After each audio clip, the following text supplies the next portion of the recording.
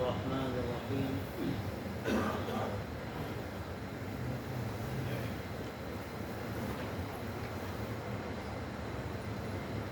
الحمد لله رب العالمين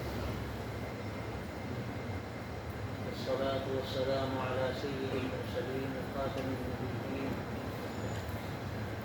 سيدنا ونبينا ومولانا محمد وعلى آله وصحبه أجمعين وعلى من تبعهم بإحسان ودعا بدعوتهم إلى يوم الدين أما بعد فأعوذ بالله من الشيطان الرجيم يا أيها الذين آمنوا كتب عليكم الصيام كما كتب على الذين من قبلكم لعلكم تتقون صدق اللہ العظیم۔ میرے محترم دینی اور ایمانی بھائیوں،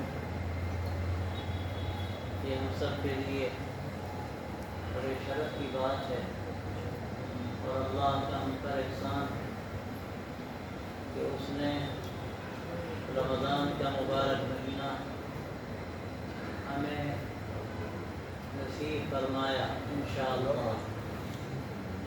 ابھی تو یہ کہنا مشکل ہے اس لیے کہ کوئی نہیں جانتا کہ کل کیا ہوگا،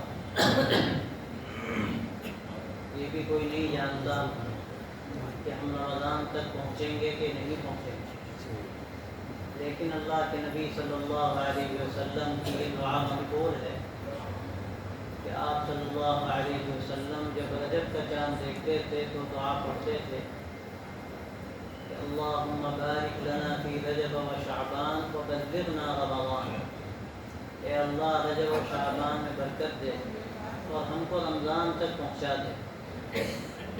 اس میں دو باتیں ہیں، ایک بات وہ ہے کہ جس کا تعلق مبارک مہینے کی عظمت سے ہے کہ اللہ تبارک و تعالیٰ آپ صلی اللہ علیہ وسلم کو یہ دعا سکھا رہے ہیں کہ آپ رمضان کو پانے کی دعا فرما رہے ہیں، اور دوسری بات یہ ہے کہ رجب اور شعبان جو رمضان سے پہلے کے مہینے ہیں اس کے لیے بھی دعا ہے کہ اللہ ان دونوں مہینوں میں برکت دے، اور برکت کا ایک بڑا مطلب یہ بھی ہے کہ اللہ ان دونوں مہینوں کو رمضان کی تیاری کا مہینہ بنا دے۔ اور دیکھیے جتنا معزز مہمان ہوتا ہے اس کے اعتبار سے تیاری کی جاتی ہے، کوئی بڑے ملک کا صدر جمہوریہ ہو، وزیر اعظم ہو، کہیں جاتا ہے تو بعض مرتبہ مہینوں پہلے سے تیاری ہوتی ہے، اور اگر دعوت کئی ماہ پہلے سے نہ دی جائے تو دعوت قبول بھی نہیں ہوتی، اس لیے کہ تیاری میں مہینوں لگتے ہیں۔ یہ جو مہینہ رمضان کا ہے یہ تو بڑا معزز مہمان، کیا حیثیت ہے دنیا کے مہمانوں کی، یہ مہمان وہ ہے جو دینے کے لیے آتا ہے۔ عام طور سے مہمان وہ ہوتے ہیں جو اپنی خاطر کرواتے ہیں اور اس کے نتیجے میں بعض مرتبہ بہت کچھ آدمی کو خرچ کرنا پڑتا ہے، لیکن یہ مہینہ وہ ہے جو دینے کے لیے آتا ہے۔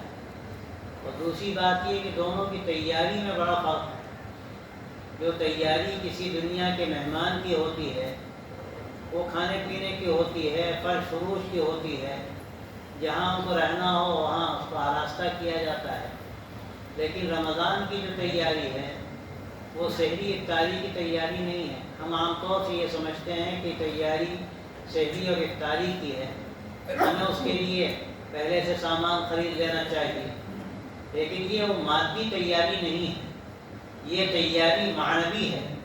اس تیاری کا اس تیاری کا تعلق دل سے ہے، دماغ سے ہے، اندرون سے ہے۔ آدمی جب اندرون کو تیار کرتا ہے، اپنے آپ کو پاک صاف کرتا ہے، آراستہ کرتا ہے، پھر جب یہ مہینہ آتا ہے تو آ کر خوش ہوتا ہے۔ جیسے دنیا میں آپ دیکھیے کوئی مہمان آئے، گھر کو صاف ستھرا کیا جائے، تیاری کی جائے، اس کے ذوق کے موافق چیزیں مہیا کی جائیں تو خوش ہوتا ہے۔ یہ مبارک مہینہ اور معزز مہمان وہ ہے جو آ کر ہمارے دل میں فروکش ہوتا ہے، ہمارے دماغ میں فروکش ہوتا ہے، اس کی نگاہ ہمارے دل و دماغ پر ہوتی ہے، اعمال پر ہوتی ہے کہ اس کی حیثیت کیا ہے۔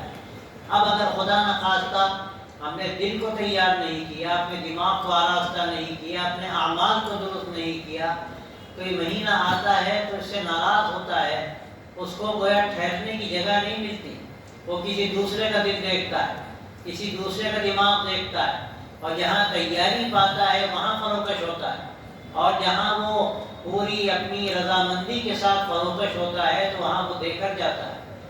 خدا نخواستہ اگر ہماری تیاری نہیں ہے تو پھر وہ بعض مرتبہ یہ ہوتا ہے کہ وہ ناراض ہوتا ہے۔ اب اگر رمضان آنے کے بعد تیاری کر لی جائے، ایک عشرہ گزرتا ہے تو مغفرت کا سامان ہو جاتا ہے، اللہ تبارک و تعالیٰ اس کے ساتھ فضل کا معاملہ فرما دیتے ہیں۔ بہت سے گناہگار ہوتے ہیں، 2 عشرے گزرتے ہیں تو اللہ تعالیٰ ان کے لیے بھی انتظام کر دیتے ہیں آگ سے خلاصی کا۔ لیکن جو لوگ پہلے سے تیاری کرتے ہیں، اللہ تبارک و تعالیٰ ان کے لیے رمضان کا مہینہ آتے ہی رحمت کا سامان فرماتے ہیں۔ چاند نکلتا ہے، کام شروع ہو جاتا ہے۔ وہاں یہ نہیں ہوتا کہ وہ پہلے دروازے پر کھڑا ہو جائے مہمان اور کہے کہ بھئی دیکھو پہلے تیاری کر لو، تیاری کے بعد بھی مہمان اندر آئے گا۔ آپ نے دیکھا ہوگا کبھی کبھی آپ جہاز پر سفر کرتے ہوں گے، آپ پہنچ گئے اور جہاز کے مسافر اتر گئے، لیکن ابھی اس کو صاف نہیں کیا گیا، تیاری نہیں کی گئی، اس کو بسی میں ٹھہرا دیتے ہیں، بس میں ہی ٹھہرا دیتے ہیں۔ اگر بس سے آپ اندر گئے ہیں جہاز کے قریب، تیاری نہیں ہوئی، بھئی دروازہ کیوں نہیں کھل رہا؟ ابھی کب پرسوں ہی کی بات ہے، دروازہ کیوں نہیں کھل رہا ہے؟ پتہ چلا کہ ابھی تیاری ہو رہی، ابھی وہاں جہاز کو صاف کیا جا رہا ہے، جب وہ ہو جائے گا تب مسافروں کو اندر جانے کی اجازت ہوگی، مسافروں کے قابل اس کو بنایا جا رہا ہے۔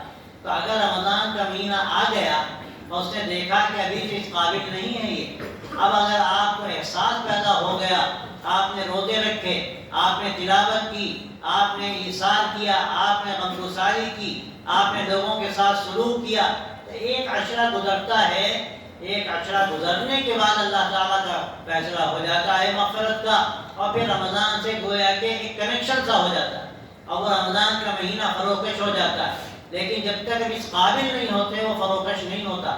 لیکن اللہ کے وہ بندے بڑے مبارک ہیں جن کو اللہ پہلے سے توفیق عطا فرماتے ہیں۔ اور دیکھیے یہ تیاری جو ہوتی ہے یہ 2 طریقے پر بہت اہمیت کے ساتھ کرنی ضروری ہے۔ ایک مسئلہ ہے حقوق اللہ کا اور ایک مسئلہ ہے حقوق العباد کا۔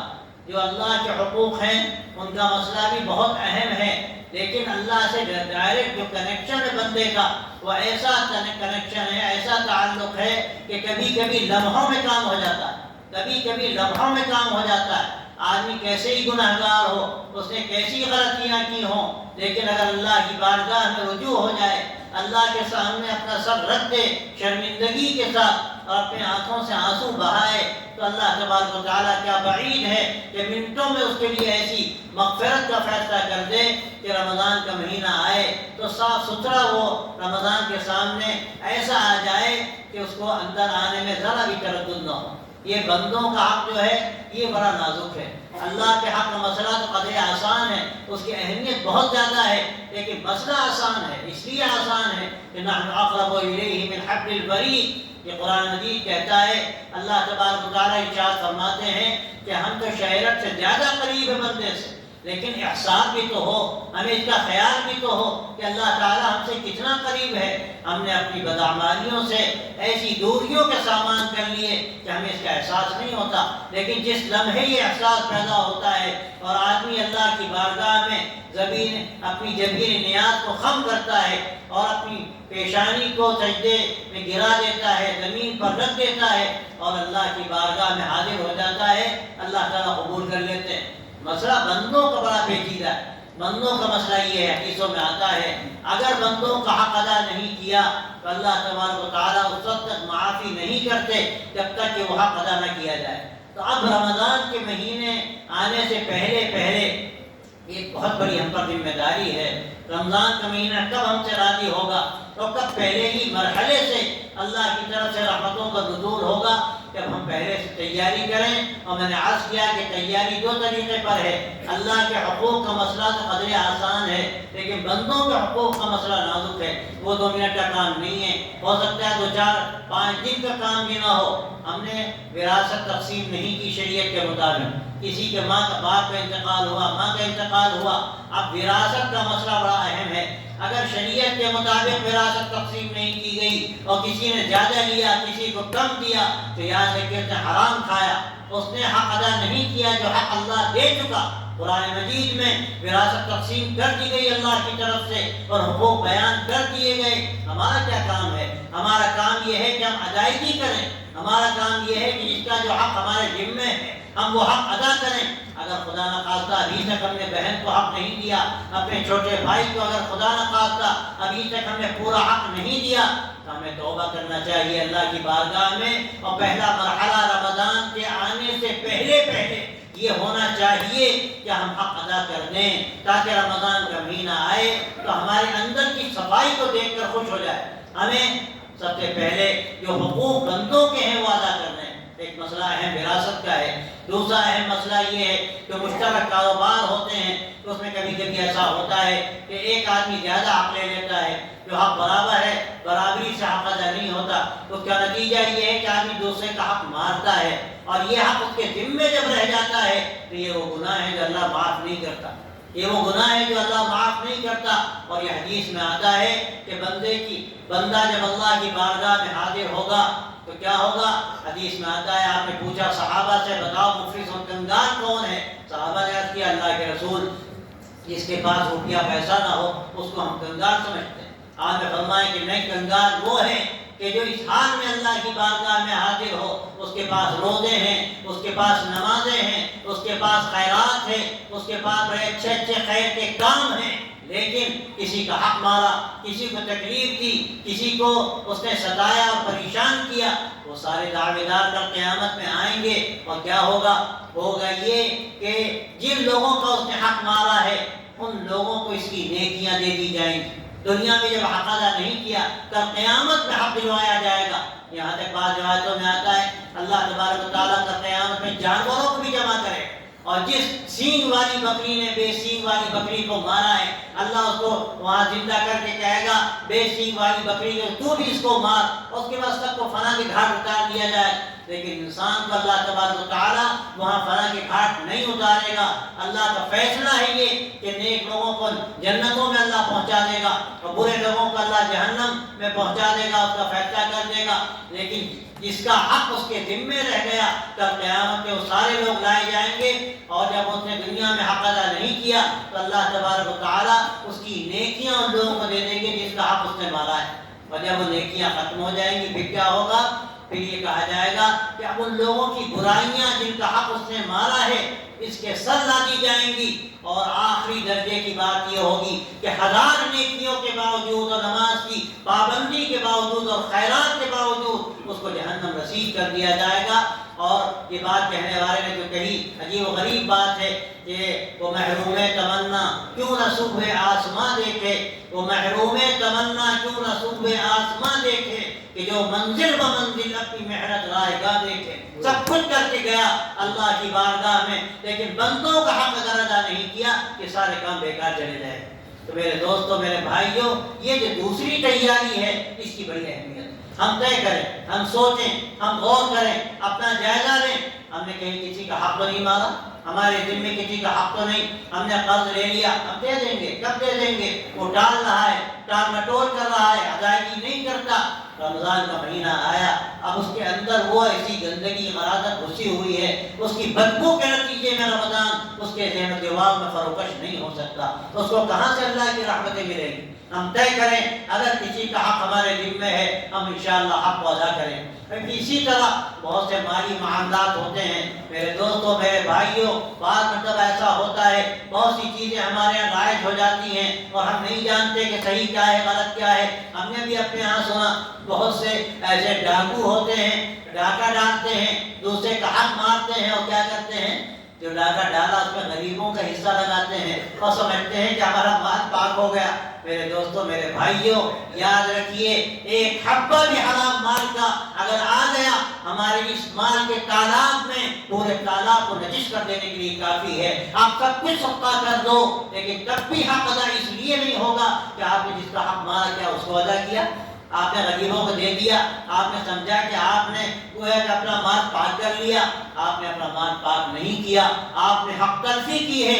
آپ جب تک وہ حق ادا نہیں کریں گے، جس کا حق ہے جا کر نہیں دیں گے، اس وقت تک آپ پاک نہیں ہو سکتے۔ ہمارے بہت سے بھائی ہیں جو سودی کاروبار کرتے ہیں، بہت سے بھائی ہیں جو جوئے کا کاروبار کرتے ہیں، اور جوئے کی نہ جانے کیا کیا اس دور میں شکلیں ہیں، اور سود کی نہ جانے کیسی کیسی صورتیں پیدا ہو گئی ہیں۔ اور یاد رکھیے قرآن مجید میں کہا گیا انما الخمر والمیسر والانصاب والازلام رجس من عمل الشیطان فاجتنبوه لعلکم تفلحون۔ یہ ساری چیزیں، چاہے وہ نشہ ہو اور چاہے وہ جوا ہو، چاہے وہ پانسے ہوں، یہ مختلف شکلیں جاہلیت میں رائج تھی، لیکن دو شکلیں آج بھی ہمارے یہاں پائی جاتی ہیں، نشے کی شکلیں، جوئے کی شکلیں۔ اللہ کہتا ہے گندے اور پلید کام ہیں، فاجتنبوه لعلکم تفلحون، ان کاموں سے بچو تاکہ اللہ تمہیں کامیابی عطا کرے۔ یاد رکھیے کامیابی جوئے سے نہیں ملتی۔ آپ سوچتے ہیں کہ ہم جوئے میں حصہ لیں گے ہمارا مال بڑھ جائے گا، تو بہت سے بھائی ایسے ہیں اسی مال میں سے وہ کیا کرتے ہیں، حصہ لگاتے ہیں، غریبوں کا حصہ لگاتے ہیں، مسجدوں کا بھی حصہ لگاتے ہیں، مدرسوں کو بھی حصہ لگاتے ہیں، حرام کھاتے ہیں، کھلاتے ہیں، مسجدوں کو ناپاک کرتے ہیں، مدرسوں کو ناپاک کرتے ہیں، اور غریبوں کو بھی نجس مال دیتے ہیں۔ میرے دوستو یاد رکھو، اگر جوئے سے مال کمایا، چاہے تم نے حساب رکھا ہو، جوئے کا مال الگ رکھ دیا، اپنی کمائی کا مال الگ رکھ دیا، اپنے اوپر تم نے اپنی کمائی کا مال خرچ کیا، اور تم نے سوچا کہ جوئے کے مال سے خیر کے کام کریں گے، یاد رکھیے خیر کے سارے کام نجس ہیں، جب تک کہ ان خیر کے کاموں کو طیبات کے ذریعے سے، پاک مال کے ذریعے سے نہ کیا جائے، اللہ تعالیٰ قبول نہیں کرتا۔ ان اللہ طیب یقبل الطیب، اللہ تبارک و تعالیٰ پاک ہے اور پاک مال کو قبول کرتا ہے، وہ حرام مال کو قبول نہیں کرتا۔ ہم نے کیا کیا، پاک مال اپنے لیے رکھ لیا، ہم اس سے کھائیں گے، اپنے گھر والوں کی پرورش کریں گے، اور نجیس مال اللہ میاں کے لیے کس کو دے رہے ہو، غریبوں کو دے رہے ہو، مسجدوں کو دے رہے ہو، اللہ کے گھر ہیں، مدرسوں کو دے رہے ہو، اللہ کا کام ہو رہا ہے، تم نے یہ نجس مال دیا، اللہ کو دیا، اور تم نے اللہ کو نجس دیا تو اللہ قبول کرے گا یا اس کی غیرت بھڑکے گی، اور بجائے اس کے کہ ہماری نیکیوں میں اضافہ ہو، ہماری بدیوں میں اضافہ ہوگا، ہمارے گناہوں میں اضافہ ہوگا۔ میرے دوستو بھائیوں، رمضان کا یہ مبارک مہینہ جو آنے والا ہے، ہمیں پہلے ہی مرحلے میں طے کرنے کی ضرورت ہے کہ انشاءاللہ اس مرتبہ یہ مہینہ آئے گا تو ہمیں پاک اور صاف ستھرا پائے گا، اور پہلے ہی مرحلے سے جب چاند نکلے گا اس مبارک مہینے کا ایک لمحہ بھی ہمارا ضائع نہیں جائے گا، تو پہلے ہی مرحلے سے ہم پر رحمتوں کا نزول ہوگا۔ کیسے نزول ہوگا، کہ کیسے ہمارے قلب و دماغ میں فروکش ہوگا، اپنی رحمتوں کے ساتھ، اپنے جلووں کے ساتھ، اپنی نورانیت کے ساتھ، اپنی اس روشنی کے ساتھ جو عالم کو روشن کرتا ہے۔ لیکن کوئی کمرے کے دروازے بند کر لے، کھڑکی بند کر لے، روزن بند کر لے، اس کے کمروں میں کہاں سے تاریخ روشنی ہوگی، وہ تاریکیاں ویسی تاریکیاں بنی رہیں گی، وہ گندگی اور غلاظت ویسی بھری رہے گی، جب تک کہ ہم صاف نہیں کریں گے، ہم روزن نہیں کھولیں گے، ہم دروازے نہیں کھولیں گے۔ اللہ تبارک و تعالیٰ نے رمضان کو جیسا بنایا کہ وہ تو پوری دنیا پر آتا ہے، اس کی رحمت سب کے لیے ہوتی ہے، لیکن کوئی دروازے بند کر لے، اپنی زندگی کو گندا کر لے اور اپنے کو ایسا بنا لے کہ رمضان اس گھر کو، اس دل کو، اس دماغ کو داخل ہونے کے لائق نہ سمجھے، تو یہ ہم سب کے لیے بڑی محرومی کی بات ہے۔ تو میرے دوستوں کی تیاری ہے، اور ابھی وقت ہے، ابھی 4-5 دن باقی ہیں۔ اگر ہم یہ طے کر لیں انشاءاللہ ہمارے گھر میں کہیں بھی، چاہے وہ بینک میں کھاتا ہو، غلط مال کا کھاتا، سود کے مال کا کھاتا، یا پھر یہ جوئے کے مال کا کھاتا، ہمیں الگ وہ مال رکھا ہے، ہم توبہ کریں بارگاہ الہی میں، اور جو جس کا حق ہے وہ ادا کریں، اور اگر ہمیں نہیں معلوم کہ وہ کس کا حق ہے، ہم غریبوں میں لٹا دیں، اور یہ سمجھیں کہ یہ کوئی ہم بڑے خیر کا کام نہیں کر رہے ہیں. ہاں یہ خیر کا کام ہے کہ غلط کام سے ہم نے توبہ کر لی, ہم گندے مال کو اپنے گھر سے نکال دیا. ایک گندا مال ہم نے کسی دوسرے کو دے دیا اور صدقہ دیا گندے مال سے. اللہ گندے مال کا صدقہ قبول نہیں کرتا. ہاں ہم نے گندے مال کو اپنے گھر سے نکال دیا, اپنے اوپر احسان کیا ہم نے کہ اپنی پاکی کا ہم نے انتظام کیا, اپنی صفائی کا ہم نے انتظام کیا.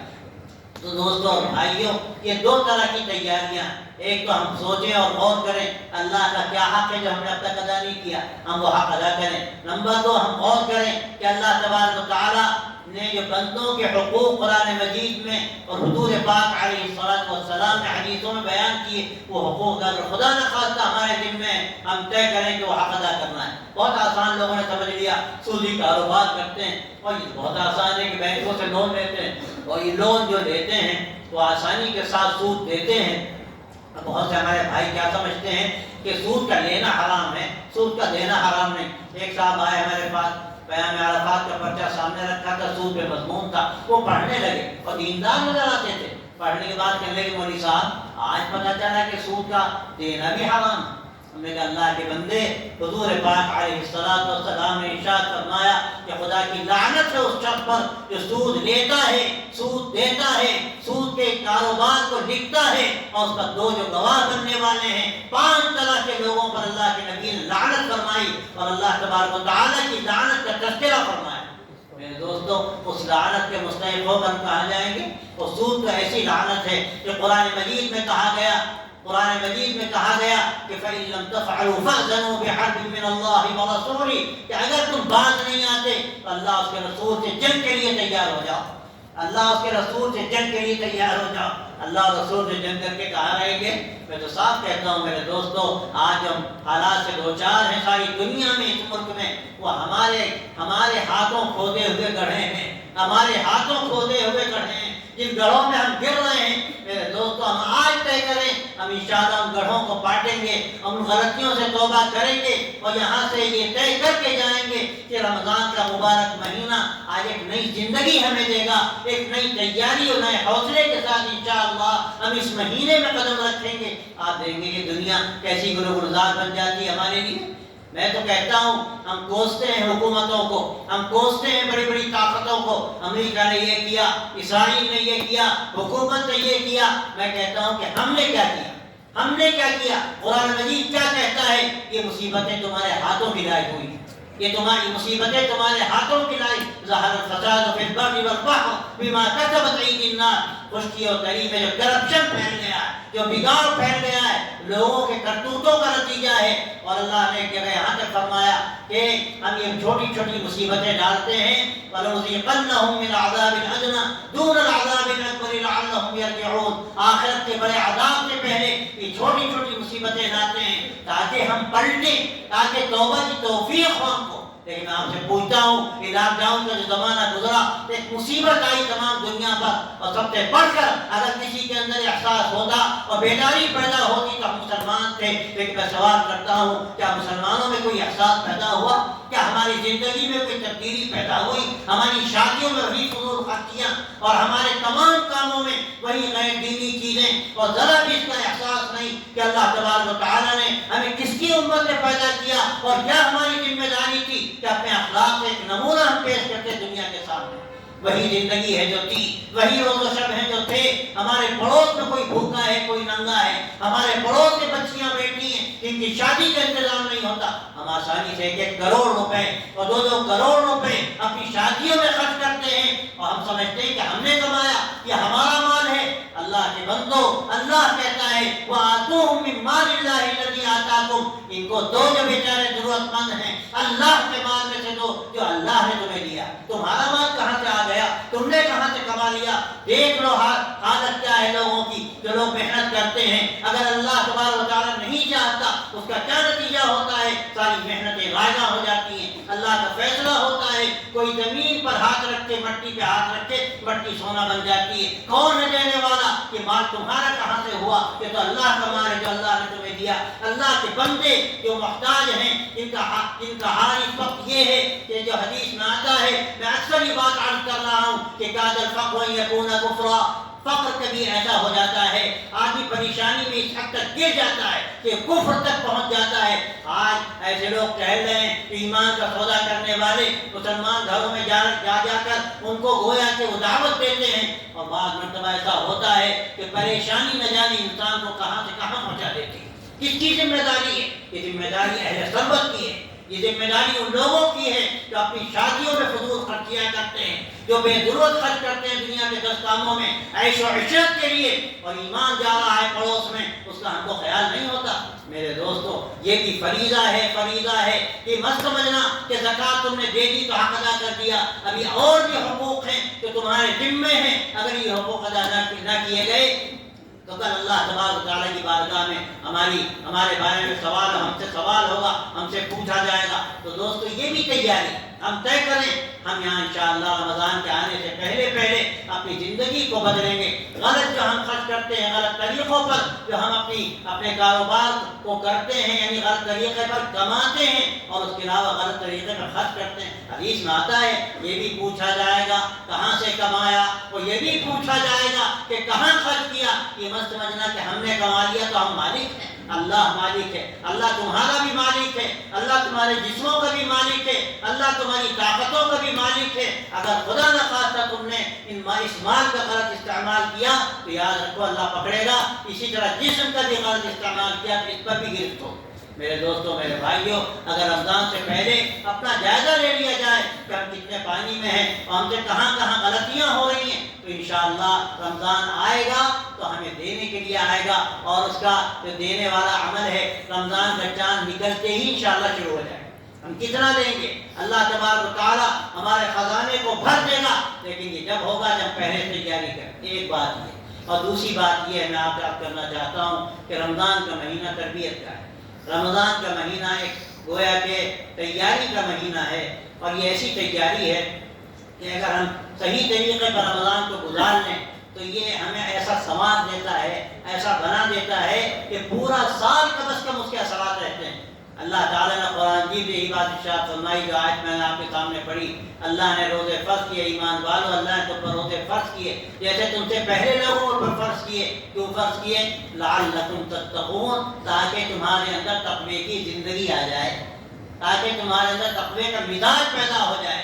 تو رمضان کا مہینہ جو اللہ دیتا ہے یہ تربیت کا مہینہ ہے۔ اللہ اس لیے رمضان میں اس نے روزے فرض کیے کہ روزوں کے نتیجے میں ہمارے اندر قوت برداشت پیدا ہو، ہمارے اندر قوت برداشت پیدا ہو۔ آپ غور کیجیے، کھانا پینا یہ سب جائز ہے، کلوا من الطیبات واعملوا صالحا، اچھی چیزیں صاف ستھری اور حلال چیزیں کھاؤ، اچھے کام کرو، کلوا واشربوا ولا تسرفوا، کھاؤ پیو لیکن تجاوز مت کرو، اسراف مت کرو۔ لیکن مبارک مہینہ آیا تو صبح صادق سے لے کر اور غروب آفتاب تک کہہ دیا گیا نہ کھانا ہے، نہ پینا ہے، نہ اپنی بیویوں کے قریب جانا ہے۔ جو چیزیں جائز تھیں اللہ نے کچھ وقت کے لیے ان کو حرام کر دیا۔ یہ ہماری ریہرسل کے لیے، یہ ہماری تربیت کے لیے کہ جائز چیزیں اللہ کے حکم سے ہم نے چھوڑ دی، تو اب اس کے بعد کیا ناجائز چیزوں کا ہمیں اختیار کرنا چاہیے، ان کے قریب جانا چاہیے۔ رمضان کے پورے مہینے میں اللہ کے حکم سے ہم نے جائز کھانا چھوڑا، جائز پانی چھوڑا، جائز چیزیں چھوڑی۔ انشاءاللہ رمضان جائے گا تو یہ ہمیں سبق دے کر جائے گا کہ اب کسی ناجائز چیز کے ہمیں قریب نہیں جانا۔ یہ ہے رمضان کی تیاری اپنی ایک طرف، اور پھر رمضان میں جو ہمارے لیے ایک تیاری ہے زندگی کی وہ ایک طرف۔ یہ دو چیزیں ہیں جن کا ہمیں خیال رکھنا ہے۔ ایک تیاری ابھی ہمیں کرنی ہے، رمضان کا جو مبارک مہینہ آنے والا ہے ہم ایسی تیاری کریں کہ مہینہ آئے پہلے مرحلے سے وہ بالکل ہمیں دیکھ کر خوش ہو جائے، جیسا کہتے ہیں نا کھل گئے۔ مہمان آیا، گھر میں داخل ہوا، خوشبو آئی، کمرہ دیکھا، اور آج کل خاص طور سے باتھ روم بھی دیکھا، اور سب دیکھنے کے بعد مزہ آ گیا۔ ہاں یہاں رہنے میں تو بہت لطف ہے، مہینہ بھر رہیں گے، ارے یہاں تو سال بھر رہ سکتے ہیں، کھانا بھی من پسند کا جب چاہا منگایا اور کھایا۔ مہمان کیسا ہی ہو اگر وہ اس کے دل کی باتیں مل گئی اس کو تو خوش ہو جاتا ہے۔ رمضان کا مہینہ آتا ہے، اگر ہماری زندگی دیکھ کر وہ خوش ہو گیا، اب مزے ہی مزے ہیں، اس نے لٹانا شروع کر دیا اور رحمتیں برسنے لگیں اور زندگی کا لطف آنے لگا۔ اب روزے کا بھی مزہ اور تراویح کا بھی مزہ، کہ تراویح کوئی بوجھ نہیں ہوتی۔ آج حالت یہ ہو گئی ہماری کہ ہم نے تراویح کو بھی بوجھ سمجھ لیا۔ یہ پورا پارا پڑھا جا رہا ہے، 1.5 پارا پڑھا جا رہا ہے، سوا پارا کہتا ہوں کہ یہ جو ایک رسم ہو گئی 5 6 پارے سن لیے، نہ سمجھا سنانے والے نے اور نہ سمجھا سننے والے نے، نہ سمجھا کا مطلب یہ نہیں ہے کہ معنی نہیں سمجھے، الفاظ بھی نہیں سمجھے کیا کہہ رہا ہے، ایسا تیز پڑھتے ہیں کہ سمجھ نہیں آتا کیا پڑھ رہے ہیں، یہ تو سنت کے خلاف ہے۔ قرآن مجید تجوید کے ساتھ پڑھو، سنت کے مطابق پڑھو تو آدمی آرام سے سنے، 27ویں شب میں ختم کرے، 29ویں شب میں ختم کرے اور بشاشت کے ساتھ تہجد پڑھے، بشاشت کے ساتھ۔ اللہ کے نبی صلی اللہ علیہ وسلم کا حال کیا تھا؟ آپ صلی اللہ علیہ وسلم کے بارے میں آتا ہے آپ راتوں میں کھڑے ہوتے تھے اور اتنی طویل آپ قرات فرماتے تھے کہ قدم مبارک پہ برم آ جاتا تھا۔ حضرت عائشہ صدیقہ رضی اللہ عنہا فرماتی تھی کہ اللہ کے رسول آپ تو بخشے بخشائے ہیں۔ آپ صلی اللہ علیہ وسلم فرماتے تھے کہ فلا اکون عبدا شکورا، کیا میں شکر گزار بندہ نہ بنوں، کیا میں شکر گزار بندہ نہ بنوں؟ تو میرے دوستو اس سنت کو سوچ رہے آدمی کہ نبی پاک علیہ السلام کھڑے ہیں، قدم مبارک کو برم آ گیا، قدم پھٹنے لگے۔ اب اگر ہم کھڑے ہوئے تراویح میں اور تکلیف ہونے لگی اور نبی پاک علیہ السلام کی سنت کو سوچ لیا تو یاد رکھو مزہ آنے لگتا ہے، مزہ آنے لگتا ہے کہ ہمارے نبی نے کیسی مشقتیں اٹھائیں، اب تھوڑی مشقت ہم کو مل گئی تو کیا ہوا؟ تو بھائیو اس فکر کے ساتھ انشاءاللہ اگر یہ رمضان گزرے گا اور اس خیال کے ساتھ گزرے گا انشاءاللہ کہ رمضان جائے گا تو چھوٹا روزہ ختم ہو جائے گا اور بڑا روزہ تو ہے وہ اللہ تعالیٰ نے ہمیں دیا، کس کو کون سا بڑا روزہ ہے؟ وہ اسلام کا روزہ ہے۔ اسلام کا روزہ بڑا ہے اور رمضان کا روزہ چھوٹا ہے۔ یہ چھوٹا روزہ جب چلا جائے گا بڑا روزہ باقی رہے گا، ساری احتیاطیں باقی رہیں گی اور انشاءاللہ یہ روزہ جو کھلے گا وہ روز محشر میں کھلے گا، حضور پاک علیہ السلام کے ہاتھوں سے جام کوثر سے کھلے گا اور جنت میں اس کا دسترخوان سجے گا۔ لیکن یہ نعمتیں اس کو ملے گی جو روزہ رکھے گا، اور جو روزہ ہی نہ رکھے روزہ خور، اس کو کیا نعمتیں ملے گی؟ بس انشاءاللہ اگر یہ فکر ہمارے اندر پیدا ہو گئی، یہ احساس پیدا ہو گیا اور ہم نے تیاری شروع میں بھی کی اور رمضان ایسا گزارا، یہ سوچ کر گزارا کہ ہم انشاءاللہ اس میں اپنی عادتوں کو بہتر بنائیں گے، اپنی زندگی کو بہتر بنائیں گے اور رمضان جائے گا تو ہمیں کچھ دے کر جائے گا، ایک اچھی زندگی دے کر جائے گا۔ امام ربانی حضرت مجدد الفسانی رحمۃ اللہ علیہ کہتے تھے جس کا رمضان اچھا گزرا اس کا پورا سال اچھا گزرے گا، جس کا رمضان اچھا گزرا اس کا پورا سال اچھا گزرے گا۔ اچھا گزرنے کا مطلب کیا ہے؟ جا کے شیروانی کپڑا پسند کرنا بازاروں میں، عورتوں کی بھیڑ عید کے کپڑوں کے لیے، یہ اچھا گزرنا نہیں ہے۔ اچھا گزرنا یہ ہے کہ رمضان کی راتیں بھی خوب گزرے، خوب تلاوت کی جائے۔ یہ تو مہینہ قرآن کا ہے، اسی مہینے میں قرآن پاک آسمان دنیا سے، لوح محفوظ سے آسمان دنیا پر اترا، تو رمضان قرآن سے بڑی مناسبت بھی رکھتا ہے اور سب سے زیادہ اس میں تلاوت کی جائے، ذکر کیا جائے، استغفار کیا جائے، درود شریف کی کثرت کی جائے اور غمگساری کا مہینہ شہر المعاصات ہے، اس میں لوگوں کے ساتھ اچھا سلوک کیا جائے۔ انشاءاللہ جب اس طرح کا رمضان گزرے گا اور تیاری کے ساتھ ہم اس کا استقبال کریں گے، اللہ تبارک و تعالیٰ ہمیں دین دنیا کی بھلائیاں نصیب فرمائیں گے۔ اللہ تعالیٰ ہم سب سے راضی ہو، اس مبارک مہینے کو ہمارے لیے ایک سوغات بنا دے، ایک ایسا مہمان بنا دے وہ ہم سے راضی ہو کر جائے، ہمیں دعائیں دے کر جائے، ورنہ حدیث میں آتا ہے کہ ہلاک ہو وہ شخص کہ رمضان کا مہینہ ملے اور اس کی مغفرت کا سامان ہو۔